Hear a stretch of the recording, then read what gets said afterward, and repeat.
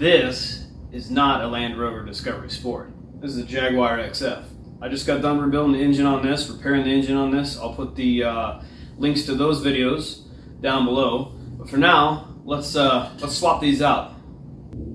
Poof! Magic. 2016 Land Rover Discovery Sport. The previous owner, engine died on him, had it diagnosed by a dealership. Dealership says codes P0341, camshaft position correlation to crankshaft bank 1, camshaft A, probably the intake camshaft. There's only one bank, it's a 4-cylinder. P0366, camshaft position correlation to crankshaft bank 1, camshaft B, probably the exhaust camshaft. Engine will not start due to intake actuator failure. Inspected inside of cylinder and found no impact marks. Inspected for failed camshaft rings and found okay. Engine timing is incorrect. Replace the intake actuator and inspect other stuff during repair for further damage. So, these things have an issue with the variable valve time gears. It's built into the actual gears where the chain goes around the camshaft. Here is what a good one looks like. You can see that the ring, the oil ring stop is still in place on this one. And here's what a bad one looks like. You can see the ring is missing. And there's actually a technical service bulletin out on this. I'm going to link where you can get that down in the description. And here's the picture from the technical service bulletin that shows, hey, bad, hey, good. Okay, so we're going to take the valve cover off this thing for starters, and we're going to look at the intake camshaft and see if we can move it around. So let's get under the hood and get started. All right, getting started. Take the battery cover off right here. Remove the negative battery cable. I find on this particular model, I had to put a towel underneath it to keep it from touching the negative terminal. And then your engine cover, you pop it up in the front, pop it up in the back, and then slide it forward and out. Okay, air filter box. Unscrew this guy. Unscrew that one. Pull them out. Set them off to the side. Pull this air tube up. Pop it out. Alright, red safety tab. Pull that back. Push down. Pull out on the plug. It's clipped onto the plastic right here. Pull that up and out. You might need a little pry tool to get that off. There's a hose connected to the airbox right here. Pull that off. I've loosened this hose clamp and that hose clamp, 7mm. 1, 2, 3, 4, 5, 6 Phillips screws, probably a number 2, going all the way around. Put the airbox up and out. Then over here you've got a push tab. You push on these two sides, push them down. Pull that guy off. If you get this out, there is a 10mm screw underneath here. Get that out. Set it off to the side. And there should be nothing else holding this on. We're going to lift up and pull this guy off. Alright, I want some room to work, so I'm going to pull the rest of this air filter box out. 10mm screw right here. Set it off to the side. Grab this box. Pull it out. Okay, getting the rest of this air ducting out is kind of a pain. Got 2 places to squeeze on this. Pull this hose out. 2 places to squeeze on the valve cover. Pull that hose out. There it is. Set it off to the side. You got an 8mm bolt here you take out, and you got an odd size here. You got a 12mm. It's part of the what do you call it? The little knob that holds the engine cover on. You take that out. Set it off to the side. Hopefully you have really skinny arms. You follow this intake tube down, you're going to feel a hose clamp, 7mm. I've already loosened that up.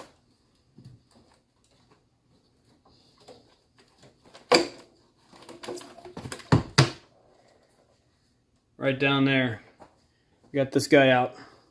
Alright, next, I'm going to work on getting fuel lines and vacuum lines off just to get this spaghetti mess out of the way. First thing I got back here is a grounding cable. It's a 10mm bolt. I've already loosened it. Grounding cable is off. That just kind of gets it out of the way. I'm going to take the bolt. I'm going to put it right back in where it came from. Now, I'm just going to follow these vacuum lines to their next connection and literally just start unplugging them. So, That's kind of really hard to show, but anything that you see on top here is going to have to be removed so we can get this valve cover off. So let me work on getting some of these lines off. To do it yourself, just like I said, follow the line where it plugs in, like right underneath here. This little tab, you push it in, boom, pull that vacuum line out there, okay? So I'm going to pull them off in the biggest chunks I possibly can. Just going to trace them around here and pull them off. Okay, I think I got all the lines up and out of the way. So the hardest one was the evap line right here. Here's the purge solenoid, and it clips on. This thing lays across the valve cover right here and goes down underneath the intake. You just gotta push 2 tabs and pull that out. I just kind of set them off to the side there. Same with these vacuum lines, just kind of put them off to the side. There's like a hard clamp on it right here, a crimped clamp, so I'm not going to pull that off. I'm just going to leave that off to the side. Alright, so all of the vacuum lines are off. Pull the rail back here off as well. Now it's time to get the electrical off. So these are the solenoids to activate the variable valve timing, but I believe what our problem is the gear underneath here. We're going to get to that here in a minute, so let's pull all these electrical connections off.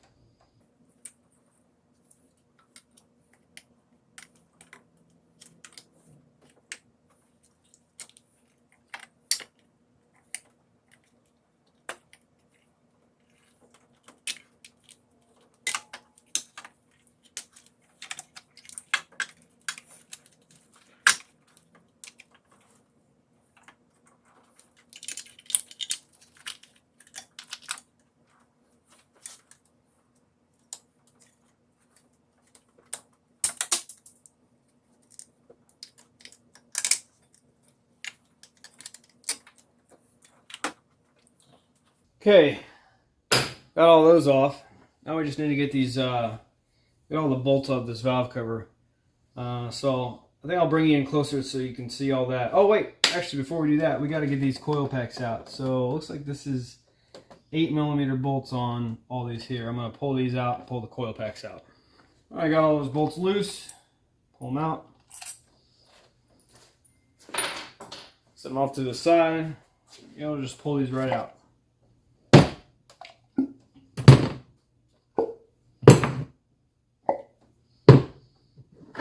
Alright. Grab this guy too.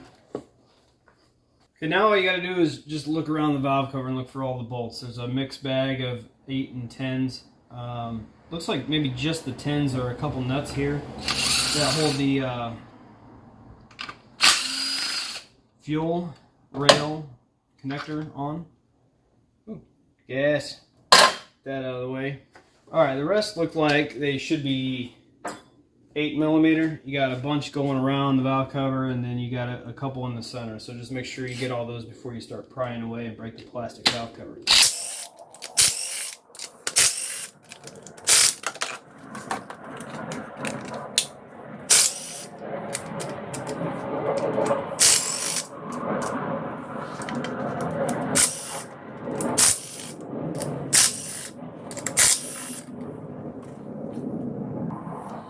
Alright, those are all loose.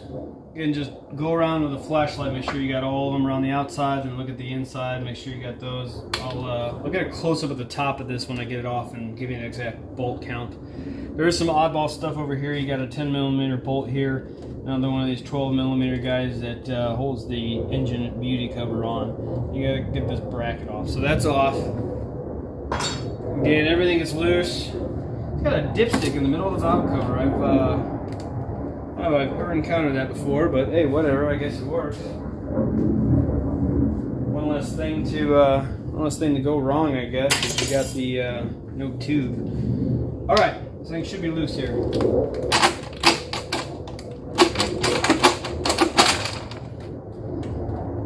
right, valve cover is off. All right, I got you off the stand now. Looks like we'll start the count right here. 1, 2, 3, 4. This is an oddball. It doesn't have a top thread to it. 1, 2, 3, 4, 5, 6, 7, 8, 9, 10, 11, 12 around the outside, 13, 14. That's what holds the valve cover on, and then of course you got a bracket that bolted underneath here, and then onto the vacuum pump right here. The valve cover is off. All right, let's take a close-up view of this here. I can already see a problem. Before I put a wrench on this thing's got hexes on it, so you can put a wrench on it and move it around. Well, we'll try that here in a second, but before I do that, I gotta get this piece out of here. This looks like a piece of one of the variable valve timing actuators. These are the actuators right here. Here's your intake, and check out the exhaust. It is separated. This disc on the end, this guy is separated. Looks like it is backed out off of the gear. So that is not good. Hopefully this thing's still at least maintained enough time that the pistons did not hit the valves, but we'll figure that out later, and I'll get to that and show you. Let me put this back on a stand and put a wrench on these guys and see if they move around. This is the exhaust camshaft first here. So I move this around, you're going to see the gear turn, but you don't see the chain move, and that's because the variable spring-loaded part, which is this thicker part on the end, has separated from the actual gear. It's basically unscrewed and backed out. It's strange. And this guy here might be alright. Well, I don't know. See how I can move the camshaft around, but neither this nor the chain move. I can't really confirm if this is bad. Sometimes there is some movement a certain way. I'm going to have to read up which way you can move it. But what we need to inspect is facing down. It's nowhere up around here for the eye to see. I can see the exhaust one. Let's see if I can zoom you in here a little bit more. Alright, this disc that you can see right here is still flush. So it's still intact from the VVT gut standpoint, but it's just separated from the gear. So they said that there was no impact marks. You remember me mentioning that at the beginning of the video. What we need to do is we need to confirm that. We need to do some compression tests on this one for sure. So I think what is next is we need to remove all of the timing components right here in front. Oops, let me zoom you back out. We need to remove all the timing components up here in front. We need to remove these camshafts. Then I need to remove the spark plugs, and one by one we'll put these pistons at top dead center, so 1, 2, 3, and 4, one at a time, by hand cranking the engine. And with the cams out, there's no chance of anything pushing the valves down, forcing them down like the lobes on a camshaft would. And we can shoot some air in there and see if it holds pressure. And yeah, that's basically a compression test, leak down test really. A compression test is you hook up the gauge in here and crank the engine, and it'll give you a max pressure and hold it for you. This will be a leak down test, so we'll put some air in there. So let's work on getting all of these timing chain components off and the cams out. Really like working on little 4-cylinder turbos. It's like Legos compared to like some complicated V6s, horizontal 6s, V8s, things of that nature. It's a pretty small engines, pretty easy to take stuff apart. This is the intake. I'm sorry I didn't show you how this comes off. I'll explain how it comes off, but if you ever see me say, hey, here it is, I took it off, that's because I didn't know exactly how it came off. I kind of had to figure it out as I went. So there are 5 main bolts that hold it onto the cylinder head. 1, 2, 3, 4, 5. Of course, these are in backwards, right? This is the mating surface to the cylinder head. Since you have all the vacuum lines and everything off this already, it's fairly easy. So get those bolts out. Then you have to reach down and get a hose clamp off the throttle body here. And then you'll be able to pull it out of its seat and kind of pull it back towards you a little bit. And then you can get underneath here and you can unplug this connection here, and then there's 2 wire connections. I just slid them off of their mounts here and here, And then the hardest part actually was getting the throttle body disconnected. It's got a plug that you have a tab, a safety tab that you have to pull back and then push down and pull. Okay, so I had to get a little pick underneath there and just feel for it. But anyway, that was the hardest part. And then the thing just comes right out. You set it off to the side here.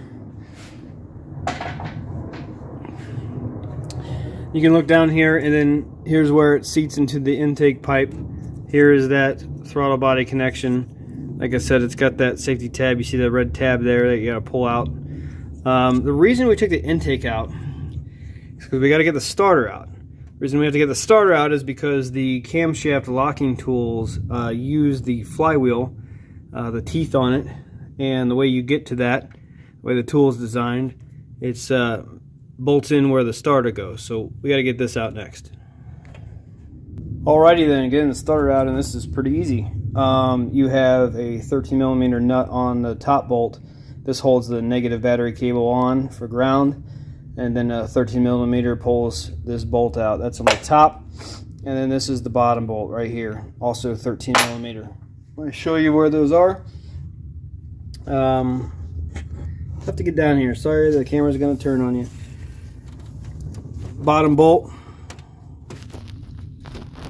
Top bolt, the top of the frame there, and then you can see the ring gear right there. Then I'm choosing to leave the starter connected. I'm just going to let it sit right here, right by the fans. Next, we got to start taking this stuff off. I'm going to take the front wheel off, this front passenger wheel over here, and the fender well off, splash guard, so we can start working on getting the timing cover off.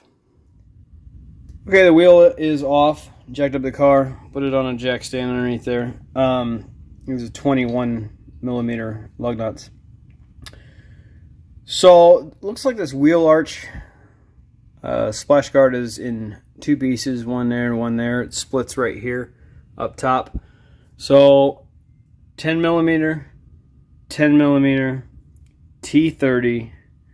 And then this guy up here is a push pin deal where you take the Phillips out and then pull this out. So I think that's all this is for this back piece. Let me get that out and get back with you. Yeah, that was it. That's a pretty simple half of the wheel arch to get out. Now this front piece, you got a 10mm here, 10mm there, and then up underneath here, you have some hardware. I only had a Phillips screwdriver and a 7mm bolt. What a mismatch. That can't be the original hardware. Of course, knowing Land Rover, maybe it was.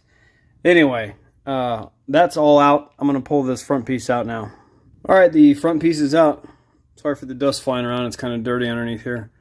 Now we can see our crankshaft pulley here, which is important. That's going to have to come off. This timing crankshaft position sensor is going to have to come off. Of course, the serpentine belt. So why I am down here, this really stinks here. The bolt to put it at, stop at the top of the center, I'm touching right here, and it's behind this axle support bracket. And so that's probably going to have to come out. It's craziness, but it is what it is. Anyway, I'm going to get this serpentine belt off here. In order to get the serpentine belt off, here's the tensioner. You put a half-inch, looks like a half-inch drive ratchet in there, and take the tension off of it, and then peel the belt off. Then we're going to take this whole tensioner off. Looks like there's a 10mm bolt here. It's in the way of the timing cover here that's got to come off. So we'll take that whole tensioner off with the belt. Okay, the serpentine belt is off. I might have been a little fortuitous when I said that I was going to pull the tensioner off with the belt.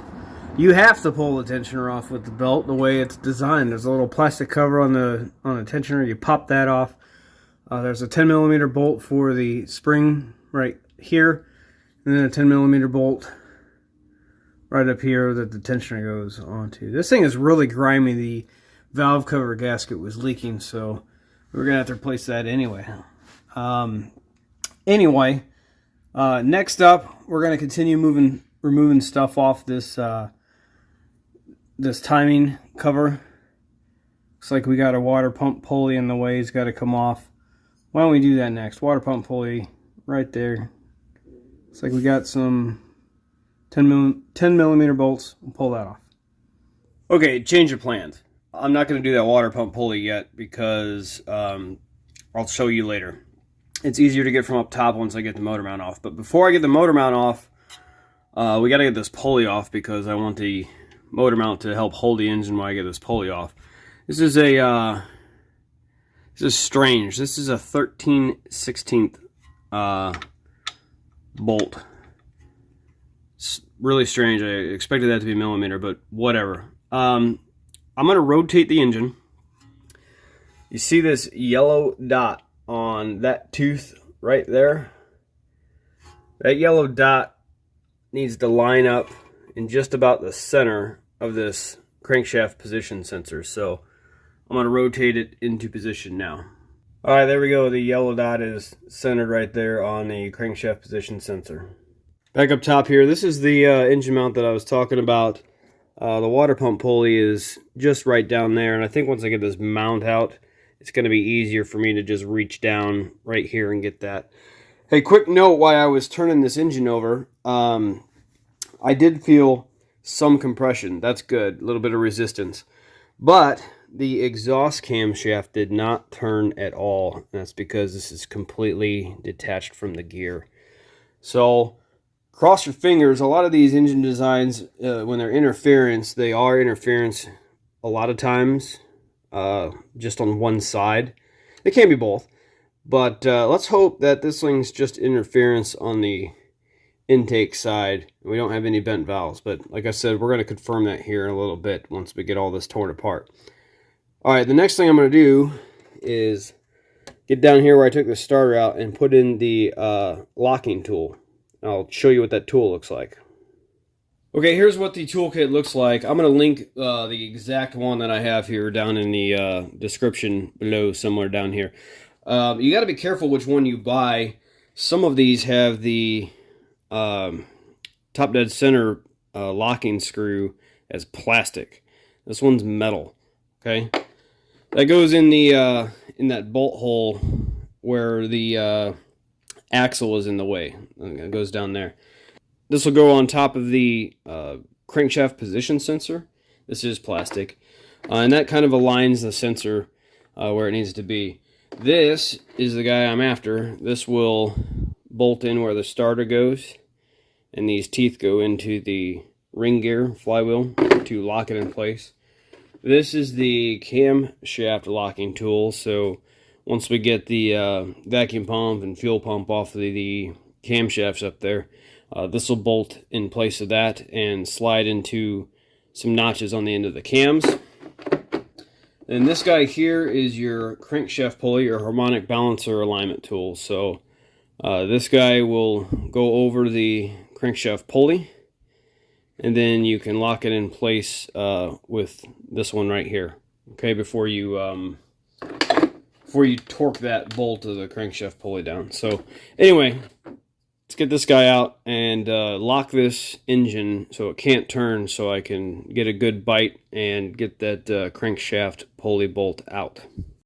Alright, the tool is installed. You can see it down here. Touching it's not focusing well because of all this stuff in the way.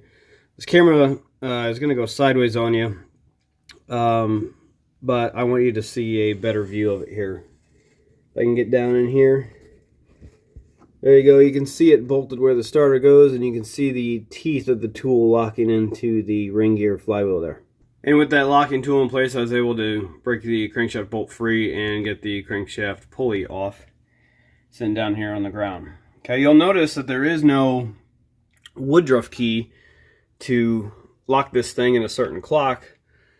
The way that this works is you lock the crank in the right position, you lock the cams in the right position, you put your timing chains and stuff on, make sure that the chains are tight, the pin on the tensioner is released, and with everything locked in place, then you just torque this bolt.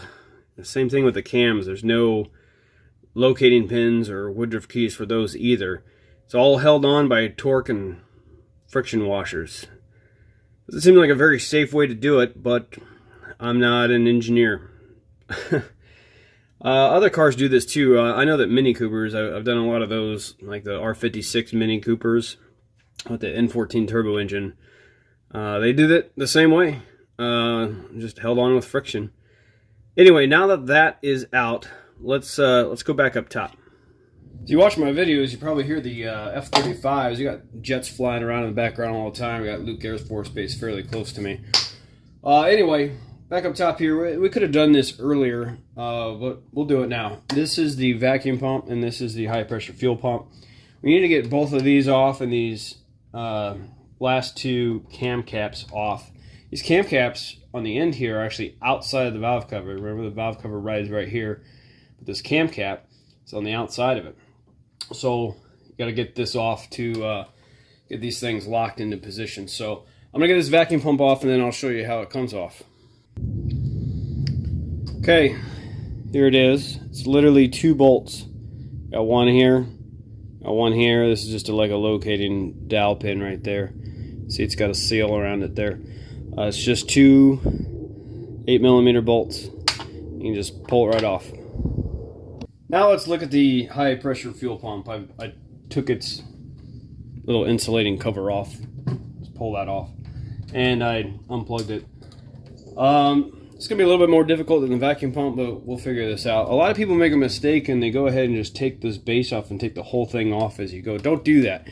Take the pump out first. Looks like there's a couple bolts here, and then this line, and then the line is held in here, so we'll probably take out this 8mm bolt and take this line off and kind of bend it out of the way just a little bit, and then take the pump out. The reason you take the pump out first is this is driven off of the camshaft. This exhaust camshaft is sticking all the way into here, and you know it's got a lobe on it that pushes a follower. So you go to try to take this whole thing out, the follower could fall out, you could damage it. So take the pump and the follower out first. Okay, as you can see, I got the line off. It's a 17mm nut. And then down below here, I don't know if you can see it on the camera, but there's a, I got it zoomed in pretty far. There's an 8mm bolt. You follow the line down and you unbolt that just to give yourself a little bit of room. Now to get the pump off, it's 4 bolts, 2 8mm, 2 10mm. So you got 2 8mm right up close to the pump, and then 2 10mm on like this bracket in the back here. 10 there and a 10 there. Get those out. Pull this guy straight off. The reason you need to do the 10mm is this bracket. Whoa, we're way zoomed in. This bracket goes around the electrical connection guy there.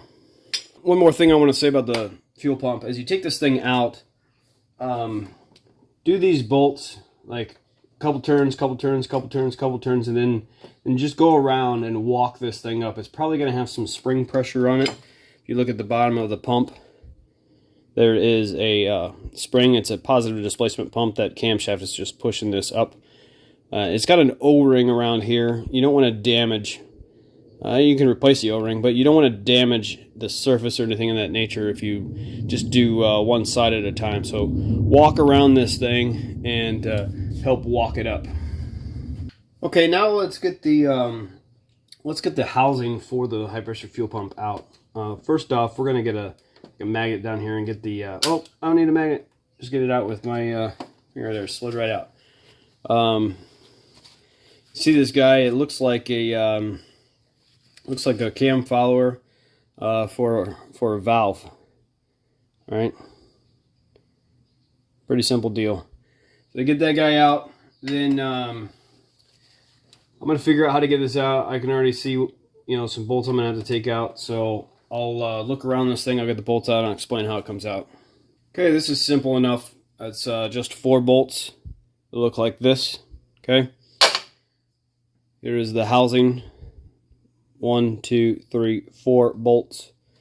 You can see them right here, here, here. There's one you can't see on the back side there. You can see there is the lobe. It's a triangle on the back of this camshaft that drives the follower that pushes the piston of the high pressure fuel pump. So that is why you take off the fuel pump first and then the housing. Okay, I didn't take off the cam caps over there yet, but I don't need to.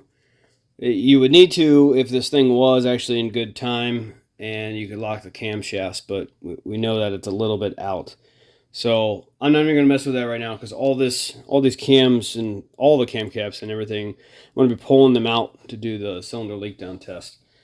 So now let's shift our focus over to this upper motor mount. So get yourself a jack and a block of wood and put it underneath the oil pan until you see the engine start coming up just a little bit. Once you do that, then we'll take out this wishbone and we'll take out the actual mount to the engine. Okay, here's how I recommend you do this. You got an 18mm nut here with a 15mm socket on or head on the other side of that bolt. Just loosen that bolt so this will be able to move. Take out the 15mm bolt here and take this wishbone from here up to here. The only way to get this thing completely out is you got to remove your coolant reservoir. Don't want to do that. So once you get that, then you have access to this 15mm bolt that actually goes to the rubber mount. Then you got 18mm nuts on these guys here. Let's bolt out of here. Excuse my reach. We should be able to wiggle this guy off. I have to lower the engine just a little bit so I can clear these bolts, but then I'll pull this right off. All right, that didn't work. Lowering the engine still couldn't clear the coolant reservoir. Boy, you gotta love engineers sometimes. So just pull the studs out. Here they are. On the ends, they've got I think it was a T45 Torx. Just put that in there. Pull the studs out. Okay, we're getting close to getting this timing cover off. Man, I can't believe how much this thing failed. It's crazy. I'm gonna have to be extra careful when I take this timing cover off. These bolts are completely loose out of here. I can't get to them with the timing cover on. So I get this top one, but that's about it. Let's get the stuff out of the way to get this timing cover off. At a minimum, you're gonna have to take this bolt out of the tensioner pulley. I opted to just take all 4 bolts out. It looks like it's 5, but this one right here is just a small one that holds this bracket on. So take those 4 bolts out and take your tensioner off, idler off. Now we got a clear shot right here at the water pump pulley. I'm gonna get that off. Okay, here's the water pump pulley. It is just 3 10mm little bolts here.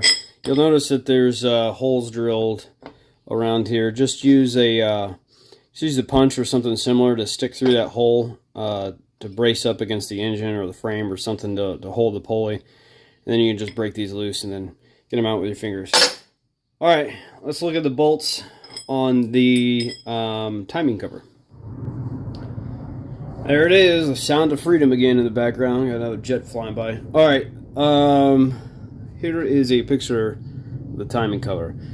And I think I counted 24 bolts. We're going to have a mix of certain size bolts around here and then larger bolts up here where the motor mount bolts into it. So let's, I'm not going to be able to film this. It's just in such a tight area. I'm just going to go around this thing and pull every single bolt I see out of the sides and every single bolt that I see in the middle. And I'm going to get the timing cover off. Okay, here's the timing cover off. The bolts you got to remove, let's count them. 1, 2, 3, 4, 5, 6, 7, 8, 9, 10, 11, 12, 13, 14, 15, 16, 17. 17 around the outside. 18, 19, 20, 21, 22. 22 bolts. 24 if you count the bolts for the crankshaft position sensor. It's these 2 guys right here. You got to remove the crankshaft position sensor to get to that bolt right there. All of the bolts are pretty much the same. These 2 up here have a 10mm nut that's holding on a bracket. So you got 8mm down here and 10mm nut up top. And the one that came out right here above the crankshaft pulley is longer than the rest. So if you can see, it's got more of a shoulder than all the other bolts. Okay, that is the timing cover. Now let's look at the, you can really get a good look at the timing components now. You see here the circle that goes in here. I believe it's an oil relief valve, is in fact missing, even though the exhaust VVT still has it. The exhaust VVT is most definitely messed up. The outer ring that bolts on, caught all the bolts there. Definitely messed up. So let's get all these timing components off. We got to get the chain, the guides, the tensioner, and these VVT sprockets off. All right, we got all the timing components off. You can either put the locking tool in the back to hold the camshafts to get the bolts off. For now, since I'm going to be taking these cams out here in a second to do a leak down test, I just opted to use the hex on here to hold it, counter hold it. 13/16 bolt up here, lefty-loosey. There's no reverse thread on those. So anyway, for the sake of time, I just went ahead and took these components off and put them down here for you. I can explain how they come off. First thing I took off was the tensioner, two 10mm bolts. After the tensioner is off, then I pulled the tension rail off, and then I pulled the static rail off here. It was on so tight that I ended up breaking it in two pieces.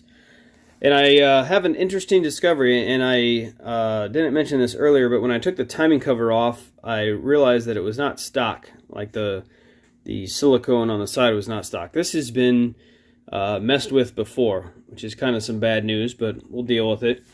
Another telltale sign is this right here. Let me zoom in on it. This is the exhaust variator. Now, I don't want to make any assumptions, but that is not American or British made. So highly likely why this failed. So we'll get some OEM parts on this. And anyway, the next step is to get these camshafts out. And you got to be careful when you take these out. Make sure that you keep all the caps in the same order, in the same direction facing. They've all kind of worn into how they are, so don't mix and match these caps. So get yourself a piece of cardboard or whatever and line all these up as they come off. And the camshafts are out. Take the back two caps off first. Take the VVT solenoids out, and then take the bridge off the front, and then crack all these loose. Just a little bit, one at a time. Don't back them all the way out in case you got some tension on this and you run the risk of some damage. So just kind of walk them out. And again, do this however you want. This is how I do it. This is the intake camshaft, the front of the engine to the back of the engine. This is the exhaust camshaft from the front of the engine to the back of the engine. Just have them laid out. Okay. Now let's undo the crankshaft lock down there. All we have to do is just pull the top piece off. We're just going to pull that bolt off there and leave the main bracket on. But pulling this off will unlock the flywheel. And then we're going to take the spark plugs out. And we're going to, one at a time, we're going to start with the cylinder here closest to the crankshaft. Put it at top dead center. And then I'll show you doing a leak down test. Okay, so the spark plugs are out. What we're going to do is set these each at top dead center one at a time. This one's at top dead center, okay? And you just stick a screwdriver in there and make sure it is. Like, you turn the engine over one time, watch the screwdriver go down and come back up. And we're going to do that with each cylinder here. This one should be at top dead center as well. Two outer ones at the same time. So we'll probably do those and turn the engine, get these at top dead center, and then do those. Doesn't matter if you're on the compression stroke or the exhaust stroke or the intake stroke, because the cams are out. All these valves should be fully seated. Nothing is pushing them down. I can spin these cam followers. So this is a surefire bet that all of your valves should be seated. All right. So Let me show you how you hook the leak down tester up here. Put the threaded end of the hose down there and just turn it around until you feel resistance. It's got an O-ring on the bottom, so don't go crazy. Just, that's good right there. Now that this guy is in there, hook up your air line to the tester, all right? And it's got this push to lock, pull to adjust. We're going to pull this out. We're going to adjust this up. See both gauges going up? We're going to go up to 90 psi. 100 would be the easiest for math, but we're just going to do 90 because I think my compressor is set somewhere around there. A little bit higher than 90, but there we go. All right, and then we're going to lock that off right there at 90 psi. All right, then take your hose that you screwed into the cylinder and push it in here. When we do this, this is going to stay a constant 90 psi. That's what you have it regulated to. And if the cylinder is absolutely perfect, this is going to stay at 90. That's probably not going to happen, but we do want to see it above, at least above 70 from a leak down standpoint. 70 is like 20% leakage, I think. There's a chart over here that I can do the math. Here we go.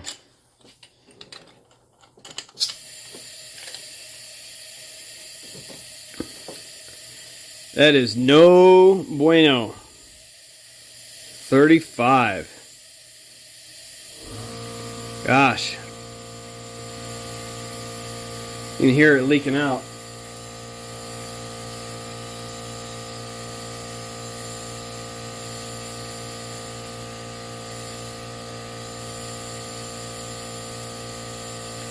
Now we got to figure out, is this bent valves or carbon? Let's look at the carbon real quick.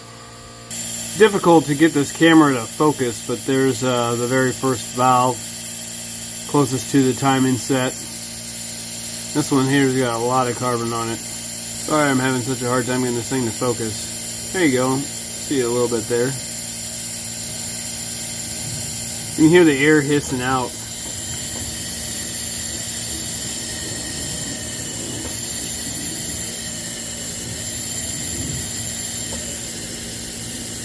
Mainly this one right here, the second port. This could be just some carbon and not actually bent valves. Okay, I moved the tester over to cylinder 4, the last cylinder here, and this one is really good. This would be not a problem whatsoever. 90 psi, 86 psi. That's really good. Okay, I rotated the engine to have the cylinders 2 and 3 top dead center and 4 and 1 bottom dead center. So far we know that cylinder 4 is good. Cylinder 1 we have some questions. Cylinder 2, really dang good. Hardly any leakage in that. That's perfect. Alright, let's go to cylinder 3. Alright, and here is cylinder number 3. 90 psi and 78 psi. Not perfect, not as good as cylinder 2 and cylinder 4, but this is definitely doable. Your engine will run just fine with these pressures. So we need to go back to cylinder 1 and take a little bit more investigation. Alright, hey, I got great news. There's just some carbon on the valve. So what I did is I put the intake camshaft back in and turned it so the lobe was pushing the valves open. Put some brake cleaner in there. Put a little bit of a wire brush in there. Clean some carbon off. And we've gotten really good in this cylinder now. You see this? Got 90 psi, got 76 psi. I'm calling this good. This engine will run just like this, no problem. Alright, so probably end up having to do some walnut blasting and clean up all these intake valves, but that's fine because that means the cylinder head does not have to come off. We don't have to replace any valves. They're not bent. It's good news. Alright, hey, I'm gonna end the video here. This is rather long, but I'm trying to make this series in 2 parts instead of 4. Alright, so this is part 1. This is the teardown. Now I've just got to order some parts. Basically, this is the valley of the work. Nothing more comes off. Right? We're going to get some new parts, and we're going to build this thing back up, all in part 2. But a quick recap of these cylinder leak down pressures. In cylinder 1, when we had that problem right off the bat, it was 90 psi feeding it and a 35 psi read. So that's like a 60% leakage. That is unsat. You need leakage rates below 20. So 1% to 20%, 0% to 20% would be acceptable. So no more than 20. And after cleaning the valves on that, the intake valves, getting that carbon off, just that real quick carbon choke cleaner or brake cleaner, whatever I used, and a little bit of a wire brush. Basically use like a gun cleaner. You know, it's really fine to try to scrape some of that carbon off. Gun barrel cleaner. Now we got 90 psi feeding, 76 psi red in the cylinder, so we went down to 15% leakage. So we're under 20, that's good. 60 to 15%, that's craziness. That was really lucky, very fortunate. So I'm really happy about that. And it's only going to get better as I clean that up a little bit more. Cylinder 2, perfect. 90 psi feed, 88 psi as red in the cylinder. That's only a 2% leakage. Cylinder 3 probably needs some carbon cleaning off the intake valves. It was 90 psi feed, 78 psi red, so a 13% leakage, still under 20. And cylinder 4 was also really, really good. It was in a 90 psi feed with an 86 psi read inside the cylinder, so 4% leakage. Really happy with that. I am confident that we don't have any bent valves in the cylinder head, so it can stay on.